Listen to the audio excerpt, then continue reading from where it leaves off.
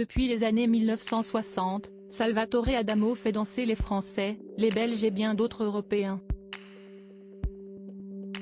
D'origine italo-belge, le chanteur a brillé par ses nombreux titres devenus cultes comme Tombe la neige, 1964, À demain sur la lune, 1964, Vous permettez, monsieur, 1965, ou encore Inch'Allah, 1967.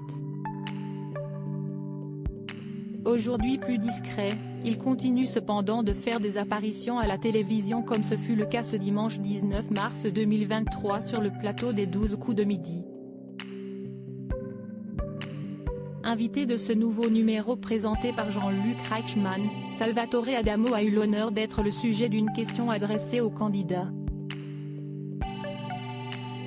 Quelle chanson fait partie du répertoire de Salvatore Adamo ? A demandé l'animateur. Parmi une liste de titres définis, Victoria a choisi Je t'aime à l'italienne. Très emballé par cette réponse, le chanteur a immédiatement validé ce choix. Si est une bonne réponse car si est un grand succès de mon camarade Francesco Baracato alias Frédéric François, a-t-il lancé, provoquant ainsi le soulagement de la jeune candidate. Mais soudain dubitatif, Jean-Luc Reichmann s'est empressé de le reprendre. Tu dis que si est une bonne réponse, mais ça ne fait pas partie de ton répertoire, a-t-il rectifié dans la foulée. J'ai mal compris. En effet, il se trouve que le père de Anthony, né en 1969, Amélie, née en 1979, et Benjamin, né en 1980, n'avaient pas bien compris la question initiale. Ah non mais je croyais que c'était la chanson définie comme n'étant pas de mon répertoire ? J'ai mal compris alors. Excusez-moi, a-t-il regretté.